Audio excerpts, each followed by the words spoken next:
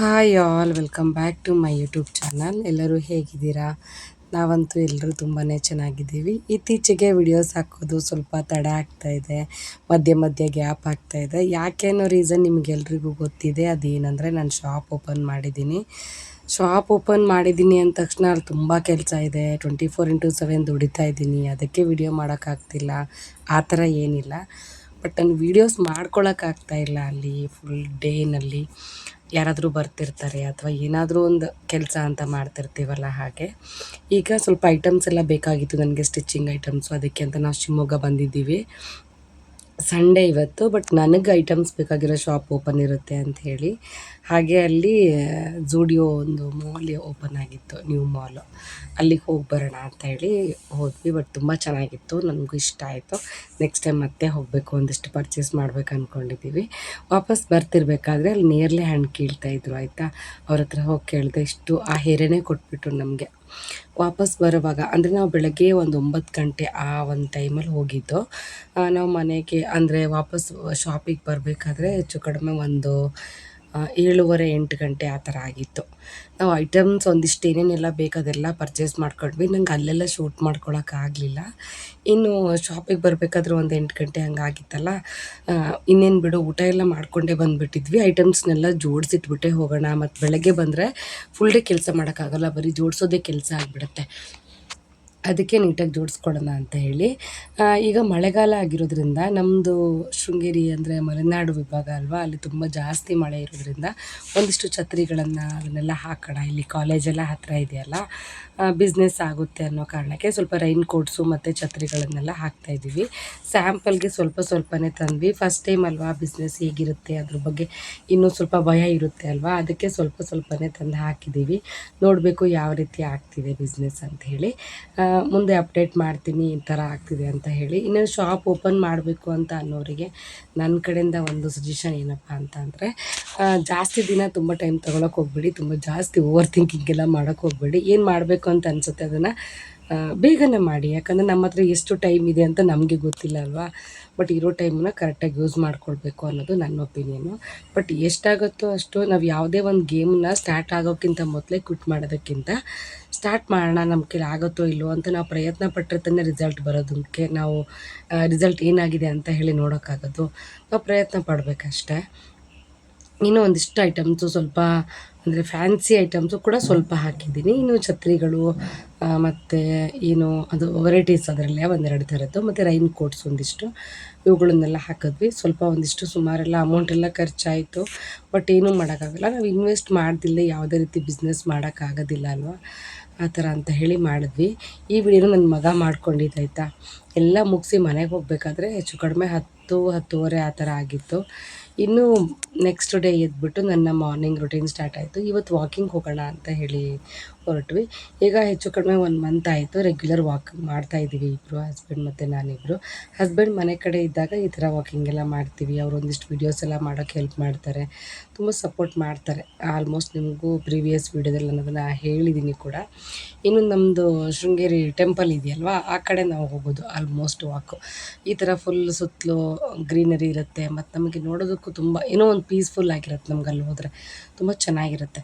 Walking ಹೋಗಬೇಕಾದ್ರೆ ಚಳಿ ಇರುತ್ತೆ, ತುಂಬ ಪ್ಯಾಕಿಂಗ್ ಎಲ್ಲ ಮಾಡ್ಕೊಂಡು ಹೋಗಿರ್ತೀವಿ. ವಾಪಸ್ ಬರ್ತಾ ಫುಲ್ ಸೆಕೆ ಆಗಿರುತ್ತೆ.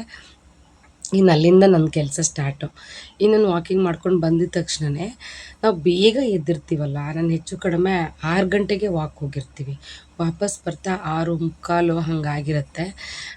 ನಾವು ಬೇಗ ಏಳೋದ್ರಿಂದ ಎಷ್ಟೊಂದು ಪ್ರಯೋಜನ ಇದೆ ಅಂದರೆ, ನಮ್ಗೆ ಎಷ್ಟು ಜಾಸ್ತಿ ಟೈಮ್ ಸಿಗುತ್ತೆ. ನಾವು ಏನು ಕೆಲಸ ಮಾಡಬೇಕು ಅಂದ್ಕೊಂಡಿರ್ತೀವೋ ಆ ಕೆಲಸ ಮಾಡೋದಕ್ಕೆ ನಾವು ಇನ್ನೂ ಜಾಸ್ತಿ ಟೈಮ್ ಸಿಗುತ್ತೆ ನಮಗೆ.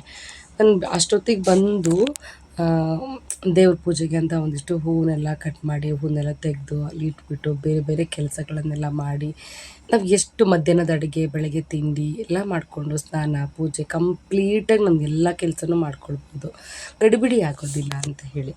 ನಾನು ಅದನ್ನೆಲ್ಲ ಮುಗಿಸ್ಕೊಂಡು ಬಟ್ಟೆ ವಾಶ್ ಮಾಡೋದಿತ್ತು ಇವತ್ತು. ಹಾಲೆಲ್ಲ ಕಾಯಿಸಿಟ್ಕೊಂಡ್ಬಿಟ್ಟು ಬಟ್ಟೆ ಎಲ್ಲ ವಾಶ್ ಮಾಡಿಕೊಂಡೆ. ಮನೇಲಿ ಬೆಳಗ್ಗೆ ಕಾಫಿ ಟೀ ಎಲ್ಲ ಕಡಿಮೆ, ಮಳೆಗಾಲ ಶುರುವಾದರೆ ಬೆಲ್ಲದ ಕಾಫಿ ಮಾಡ್ತೀನಿ, ಅದು ಅಪರೂಪ.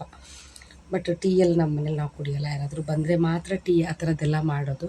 ಬಟ್ಟೆ ಮಾತ್ರ ಇವತ್ತು ತುಂಬಾ ಇತ್ತು. ಬಂದ ತಕ್ಷಣ ಬಟ್ಟೆ ತೊಳೆದಿದ್ದೇ ಆಯಿತು ಸುಮಾರು ಇದ್ದಿದ್ದರಿಂದಾಗಿ. ಅಂದರೆ ನಿನ್ನೆ ನಾವು ಶಿವಮೊಗ್ಗ ಹೋಗಿತ್ತಲ್ಲ, ಅದಕ್ಕಿಂತ ಮುಂಚೆ ದಿನ ಕೂಡ ನಾನು ವಾಶ್ ಮಾಡಿರಲಿಲ್ಲ, ಹಂಗಾಗಿ ಸ್ವಲ್ಪ ಮೋಡ ಇತ್ತು ಅಂತ. ಇವತ್ತು ಬಿಸಿಲಿತ್ತು, ಆ ಕಾರಣಕ್ಕಾಗಿ ಎಲ್ಲ ವಾಶ್ ಮಾಡಿ ಹಾಕೋಣ ಅಂತ ಹೇಳಿ ಹಾಕ್ತಾಯಿದ್ದೀನಿ. ನನ್ನ ಪ್ರಕಾರ ಬೆಳಗ್ಗೆ ನಾವು ಬೇಗ ಎದ್ದೇಳೋದ್ರಿಂದ ನನಗೆ ತುಂಬ ತುಂಬ ಕೆಲಸಗಳು ಮಾಡ್ಬೋದು. ಇನ್ನೊಂದು ವಿಚಾರ ಅಂದರೆ, ನಾನು ಮೊದಲೆಲ್ಲ 7:30 8 ಗಂಟೆಗೆಲ್ಲ ಎದ್ದೇಳ್ತಾ ಇದ್ದೆ. ಆವಾಗ ಎಲ್ಲ ಗಡಿಬಿಡಿ ಆಗ್ತಾಯಿತ್ತು. ಬೆಳಗ್ಗೆ ಬೇಗ ಎದ್ದೇಳೋದ್ರಿಂದ ಗಡಿಬಿಡಿ ಆಗೋದಿಲ್ಲ, ಕೆಲಸಗಳೆಲ್ಲ ಕಂಪ್ಲೀಟಾಗಿ ಮುಗಿಯುತ್ತೆ. 8 ಗಂಟೆಗೆ ಎದ್ದಾಗಲೂ ಎಲ್ಲ ಕೆಲಸ ಮುಗಿಸ್ತೀವಿ, ಬಟ್ 6 ಗಂಟೆಗೆ ಎದ್ದಾಗಲೂ ಕೆಲಸಗಳು ಮುಗಿಸ್ತೀವಿ. ಬಟ್ ಟೈಮಿಗೆ ಕರೆಕ್ಟಾಗಿ ಆಗೋದು 6 ಗಂಟೆಗೆ ಎದ್ದಾಗ ಅಂಥೇಳಿ. ಬಟ್ ನಾವು ಕೆಲಸ ಮಾಡೋದಕ್ಕೆ ಹೆಚ್ಚು ಟೈಮ್ ಸಿಗುತ್ತೆ ಅಲ್ವಾ, ಅದಕ್ಕೋಸ್ಕರ ನಾವು ಆ್ಯಕ್ಟಿವ್ ಆಗೂ ಇರ್ಬೋದು, ನಮ್ಮ ಕೆಲಸಗಳು ಟೈಮಿಗೆ ಕರೆಕ್ಟಾಗಿ ಮುಗಿಯುತ್ತೆ, ಪ್ರತಿಯೊಂದು ಸಫಿಷಿಯೆಂಟಾಗಿ ಒಂದು ಅದರದ್ದೇ ಆದ ಒಂದು ವೇನಲ್ಲಿ ನಡ್ಕೊಂಡು ಹೋಗ್ತಿರುತ್ತೆ ಅಂತ. ಇನ್ನು ಧನಿಯಾಕಾಳು, ಸೋಂಪು ಕಾಳು ಮತ್ತು ಜೀರಿಗೆ ಹಾಕ್ಬಿಟ್ಟು ಕಷಾಯ ಮಾಡ್ಕೊತಾ ಇದ್ದೀನಿ. ನಾನು ತುಂಬ ಟೈಮ್ ಆಗಿತ್ತು ಈ ಕಷಾಯನ ತೋರಿಸ್ಬಿಟ್ಟು ನಿಮಗೆ. ಈ ಕಷಾಯ ತುಂಬ ಚೆನ್ನಾಗಿರುತ್ತೆ, ವೆಯ್ಟ್ ಲಾಸ್ಗೆ ಹೆಲ್ಪ್ ಆಗುತ್ತೆ, ಮತ್ತು ಡೈಜೆಷನ್ ಪವರ್ ಅಂತೂ ತುಂಬಾ ಚೆನ್ನಾಗಾಗುತ್ತೆ. ಕಾನ್ಸ್ಟಿಪೇಷನ್ ಪ್ರಾಬ್ಲಮ್ ಇತ್ತು ಅಂದರೆ ಅದನ್ನು ಕೂಡ ಅದು ಸರಿ ಮಾಡುತ್ತೆ. ಇನ್ನು ಮಧ್ಯಾಹ್ನದ ಅಡುಗೆಗೆ ಅಂತ ಹೇಳಿ ಇವಾಗಲೇ ಸಾಂಬಾರು ಕೂಡ ರೆಡಿ ಮಾಡ್ಕೊತಾ ಇದ್ದೀನಿ ನಾನು. ಸಾಂಬಾರು ಮತ್ತು ಮಧ್ಯಾಹ್ನಕ್ಕೆ ಅನ್ನ, ಮುದ್ದೆ ಎಲ್ಲ ಮಾಡಿಟ್ಬಿಟ್ಟು ಬೆಳಗ್ಗೆಗೆ ಏನು ತಿಂಡಿ ಮಾಡಬೇಕು ಆ ತಿಂಡಿ ಮಾಡಿ ನನ್ನ ಮಗನ ಸ್ಕೂಲಿಗೆ ಕಳಿಸಿ ನಾನು ರೆಡಿಯಾಗಿ ಶಾಪ್ಗೆ ಹೋಗಬೇಕು. ಹಸ್ಬೆಂಡ್ ಇದ್ದರೆ ಅದ್ರಲ್ಲಿ ಅರ್ಧ ಭಾಗ ಕೆಲಸ ಅವ್ರು ನನಗೆ ಮಾಡಿಕೊಡ್ತಾರೆ, ಹೆಲ್ಪ್ ಮಾಡ್ತಾರೆ. ಬಟ್ ಅವರಿಲ್ಲ ಅಂದ್ಬಿಟ್ರೆ ಅದು ತುಂಬಾ ಕಷ್ಟ ಆಗಿಬಿಡುತ್ತೆ. ನಾನು ಬೆಳಗ್ಗೆ ಏನು ತಿಂಡಿ ಮಾಡ್ತೀನೋ ಅದನ್ನೇ ಬಾಕ್ಸ್ ತೊಗೊಂಡು ಹೋಗ್ಬಿಡ್ತೀನಿ ಮಧ್ಯಾಹ್ನಕ್ಕೆ. ಇನ್ನು ಮೊಳಕೆ ಬರಿಸಿರೋ ಹುರುಳಿಕಾಳು ಮತ್ತು ಕಡಲೆಕಾಳು ಇತ್ತು, ಅದಕ್ಕೆ ಒಂದಿಷ್ಟು ಆಲೂಗಡ್ಡೆನೆಲ್ಲ ಹಾಕ್ಬಿಟ್ಟು ಸಾಂಬಾರು ಮಾಡ್ಕೊತಾ ಇದ್ದೀನಿ ಮಧ್ಯಾಹ್ನಕ್ಕೆ. ಇನ್ನೊಂದು ವಿಚಾರ ಅಂತ ಅಂದರೆ, ನಾನು ಶಾಪ್ ಓಪನ್ ಮಾಡಿ 3 ಮಂತ್ಸ್ ಆಯಿತು. ಈ 3 ಮಂತ್ಸಲ್ಲಿ ನನಗೆ ಶಾಪಿಗೆ ಬಂದವರಲ್ಲಿ 90% ಜನ ಯಾರೂ ಕೂಡ ನಮಗೆ ಪಾಸಿಟಿವ್ ಆಗಿ ನಮಗೇನು ಹೇಳೋದೇ ಇಲ್ಲ. ನಾವು ಪಾಸಿಟಿವ್ ಆಗಿರಬೇಕು ಅಂತಂದರೆ, ನೆಗೆಟಿವ್ ಆಗಿ ನಮ್ಮ ಹತ್ರ ಬಂದು ಯಾರು ಮಾತಾಡ್ತಾರೆ ಅವರಿಂದ ನಾವು ಆದಷ್ಟು ದೂರ ಇರಬೇಕು ಅನ್ನೋದು ನನ್ನ ಒಪಿನಿಯನ್, ಆಯಿತಾ. ನಾವೇನಾದರೂ ಮಾಡಬೇಕು ಅಂತ ಅಂದ್ಕೊಂಡಾಗ ನಮಗೆ ಹೊರಗಿನವ್ರಿಗಿಂತ ನಮ್ಮವರೇ, ನಮ್ಮ ಫ್ರೆಂಡ್ ಸರ್ಕಲಲ್ಲಾಗಿರ್ಬೋದು, ನಮ್ಮ ರಿಲೇಟಿವ್ಸ್ ಆಗಿರ್ಬೋದು, ನಮ್ಮ ಫ್ಯಾಮಿಲಿಯವರೇ ಆಗಿರ್ಬೋದು, ಯಾರೂ ಕೂಡ ಸಪೋರ್ಟ್ ಮಾಡಲ್ಲ. ಅದು ನಿಮಗೂ ಚೆನ್ನಾಗಿ ಗೊತ್ತಿದೆ. ಬಟ್ ನಮ್ಮ ಜೊತೆಗೆ ಮಾತಾಡೋರು ನೆಗೆಟಿವ್ ಆಗಿ ಏನು ಮಾತಾಡಿದ್ರು ಕೂಡ ನಾವು ಅದನ್ನು ಪಾಸಿಟಿವ್ ಆಗಿ ತಗೊಳ್ಬೇಕು. ಯಾಕಂದರೆ ನಾವು ಏನೂ ಮಾಡೋಕ್ಕಾಗಲ್ಲ, ನಾವೇನು ಮಾಡಬಾರ್ದು ಅನ್ನೋದೇ ಅವ್ರ ಇಂಟೆನ್ಷನ್ ಆಗಿರುತ್ತೆ. ಆ ಕಾರಣಕ್ಕಾಗಿ ಅವ್ರು ನಮ್ಮ ಹತ್ರ ನೆಗೆಟಿವ್ ಆಗಿ ಮಾತಾಡ್ತಾರೆ. ನಾನು ಸ್ಟಾರ್ಟಿಂಗಿಂದ ಶಾಪ್ ಮಾಡಿದಾಗ, ನೀನು ಕಟ್ತಿರೋ ರೆಂಟ್ ತುಂಬ ಜಾಸ್ತಿ ಆಯಿತು, ನಿಮ್ಮ ಶಾಪ್ಗೆ ರೆಂಟ್ ಇಷ್ಟೊಂದು ರೆಂಟಾ, ಇಷ್ಟೊಂದಾ, ಅಷ್ಟೆಲ್ಲ ಕಟ್ಟಿ ಮಾಡೋಕ್ಕಾಗತ್ತಾ ನಿನ್ನ ಕೈಲಿ, ಕಷ್ಟ ಆಗುತ್ತೆ, ಸಾಧ್ಯನೇ ಇಲ್ಲ ಅಂತ ಹೇಳಿರೋರು ತುಂಬ ಜನ ಇದ್ದಾರೆ. ಬಟ್ ಅದು ಇವತ್ತಿಗೂ ಕಂಟಿನ್ಯೂ ಆಗ್ತಾನೇ ಇದೆ. ಈ ಕ್ಷಣಕ್ಕೂ ರೆಂಟ್ ಎಷ್ಟು ಅಂತ ಕೇಳಿದಾಗ ನಾನು ಇಷ್ಟು ಅಂತ ಹೇಳ್ತೀನಲ್ಲ, ಅಯ್ಯೋ ಇಷ್ಟೊಂದು ರೆಂಟಾ, ಇದಕ್ಕೆ ಅದು ಜಾಸ್ತಿ ಆಯಿತು ಅಂತಾರೆ. ಬಟ್ ಇದಕ್ಕಿಂತ ಕಡಿಮೆ ರೆಂಟಿಗೆ ನಮಗೆಲ್ಲೂ ಶಾಪೆಲ್ಲ ಸಿಗೋಲ್ಲ. ಸಿಕ್ಕಿದ್ರು ಯಾವುದೋ ಒಂದು ಮೂಲೆಯಲ್ಲಿ ಸಿಗುತ್ತೆ. ಆ ಥರ ಸಿಕ್ಕರೆ ನಮಗೆ ಪ್ರಯೋಜನವೂ ಇಲ್ಲ, ಆಯಿತಾ. ಇನ್ನು ಕೆಲಸ ಎಲ್ಲ ಮಾಡ್ಕೊಂಡು ನಾನು ಶಾಪಿಗೆ ಬಂದೆ. ಇವತ್ತೊಂದಿಷ್ಟು ಮ್ಯಾಚ್ ಎಲ್ಲ ಮಾಡಿ ಇಡ್ತಾಯಿದ್ದೀನಿ. ಬಟ್ ನಿಜ ಹೇಳಬೇಕಂದ್ರೆ ಏನಂತ ಗೊತ್ತಿಲ್ಲ, ತುಂಬ ದಿನ ಆಯಿತು ನಂಗೆ ಕರೆಕ್ಟಾಗಿ ಕೆಲಸ ಮಾಡೋಕ್ಕೆ ಆಗ್ತಾಯಿಲ್ಲ. ಏನಾದರೂ ಒಂದು ಹೆಲ್ತ್ ಇಶ್ಯೂ, ಕಾಲು ನೋವು ಅಥವಾ ಏನೋ ಒಂದು ಆಗ್ತಾಯಿದೆ. ಮೋಸ್ಟ್ಲಿ ಏನಂತ ನನಗೂ ಗೊತ್ತಿಲ್ಲ. ನಿಮಗೇನಾದರೂ ಅನಿಸಿದ್ರೆ ನನಗೆ ಕಮೆಂಟ್ ಮಾಡಿ, ಓಕೆನಾ. ಇತ್ತೀಚೆಗೆ ವಿಡಿಯೋ ಹಾಕೋದು ತುಂಬ ಸ್ಲೋ ಆಗ್ತಾ ಇರೋದ್ರಿಂದನೋ ಏನೋ ನನಗೆ ವ್ಯೂಸ್ ತುಂಬ ಕಡಿಮೆ ಬರ್ತಾಯಿದೆ. ಯಾಕೆ ಅಂತ ಗೊತ್ತಿಲ್ಲ. ನೀವು ಮತ್ತೆ ನನ್ನ ವೀಡಿಯೋಸ್ನ ನೋಡಿ, ಆಯಿತಾ. ಪ್ಲೀಸ್ ಈ ವಿಡಿಯೋನ ನೋಡಿ ನಿಮಗಿಷ್ಟ ಆದರೆ ಖಂಡಿತ ಒಂದು ಲೈಕ್ ಮಾಡಿ. ಹಾಗೆ ನಿಮ್ಮ ಅನಿಸಿಕೆ ಅಭಿಪ್ರಾಯಗಳನ್ನು ನನಗೆ ಕಮೆಂಟ್ ಮಾಡಿ ತಿಳಿಸ್ಬೇಕು. ನನ್ನ ವಿಡಿಯೋ ನೋಡಿ ಇಷ್ಟ ಆದರೆ ಪ್ಲೀಸ್ ಈ ವಿಡಿಯೋಗೆ ಒಂದು ಲೈಕ್ ಮಾಡಿ, ಜೊತೆಗೆ ಸಬ್ಸ್ಕ್ರೈಬ್ ಮಾಡ್ಕೊಳ್ಳೋದನ್ನು ಮರಿಬೇಡಿ. ಇನ್ನು ಮುಂದೆ ಒಳ್ಳೆ ವೀಡಿಯೋಸ್ಗಳ ಜೊತೆಗೆ ನಾನು ಮತ್ತೆ ಬರ್ತಾ ಇರ್ತೀನಿ. ನಿಮ್ಗೆ ಒಳ್ಳೆ ಟಿಪ್ಸ್ಗಳನ್ನು ಕೊಡ್ತಾ ಇರ್ತೀನಿ.